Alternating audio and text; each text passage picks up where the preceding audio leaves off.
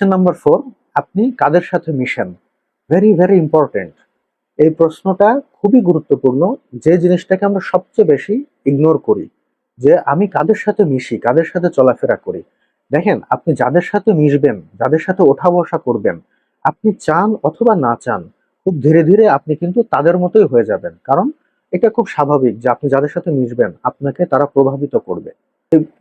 এই প্রসঙ্গে কিন্তু একটা চমৎকার কথা আছে। আপনি যে ৫টা মানুষের সাথে মেশেন, সেই ৫টা মানুষের এভারেজ হচ্ছে আপনি। আপনি হচ্ছে সেই মানুষটা, আপনি যাদের সাথে মিশেন এরকম ৫ জনের এভারেজ।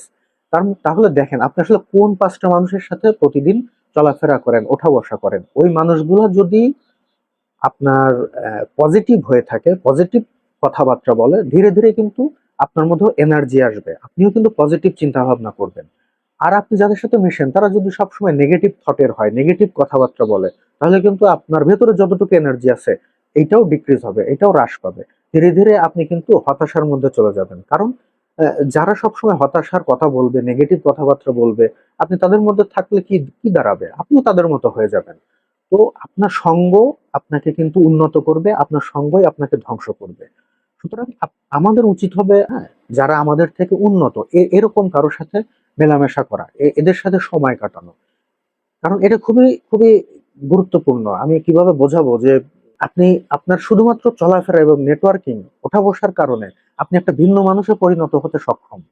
আপনি যদি দেখেন যে ধনীদের লাইফস্টাইল, হ্যাঁ, ধনীদের যে শুধু টাকা আছে এই জন্যই না, তারা কিন্তু থিঙ্কিং, তারা কিন্তু মানে চিন্তা ভাবনাতেও ধনী, এই জন্য তারা আসলে ধনী হয়েছে। হ্যাঁ, তারা দেখবেন যে আজে বাজে গল্প করে না। হ্যাঁ, আমাদের খুব কমন প্র্যাকটিস, আমরা কোথাও বসলে মানুষকে নিয়ে সমালোচনা করি, আজে বাজে গল্প করি, সময় নষ্ট করি। তো এখন আপনি যদি ওই ধরনের একটা গ্রুপের মধ্যে মেলামেশা করেন, থাকেন, সারাদিন অন্যকে নিয়ে আপনি চর্চা করবেন, পরচর্চা করবেন, আপনার সেলফ ডেভেলপমেন্টটা হবে কিভাবে? আপনি চেষ্টা করবেন যারা প্রোগ্রেস নিয়ে কথা বলে, যারা পজিটিভ কথা বলে, ক্রিয়েটিভিটি নিয়ে কথা বলে, হ্যাঁ, এরকম কারোর সাথে মেশা।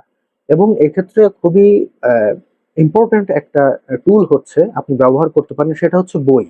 বই এমন একটা জিনিস, বই পড়ার মাধ্যমে আপনি কিন্তু শতাব্দীর শ্রেষ্ঠ মানুষদের সাথে কথা বলার সুযোগ পান, আলোচনা করার সুযোগ পান, তাদের সাথে সময় কাটানোর সুযোগ পান। এখন তথ্য প্রযুক্তি, ইন্টারনেট এসবের কারণে কত কিছু সহজ হয়ে গিয়েছে, একটু চিন্তা করেন। ইউটিউবে ঢুকলে আপনি এখন বিল গেটস এর কথা শুনতে পান, আপনি জেফ বেজোস এর কথা শুনতে পান। তো আমি যদি বিল গেটস এর একটা আলোচনা শুনি, তার মানে কি আমি কিন্তু বিল গেটস এর সাথেই টাইম স্পেন্ড করতেছি, আমি কিন্তু তার সাথে সময় কাটাচ্ছি। আপনি যদি কোনো ফিলোসফার, কোনো সায়েন্টিস্ট এদের সম্পর্কে আলোচনা শুনেন, তাহলে কি দাঁড়াবে?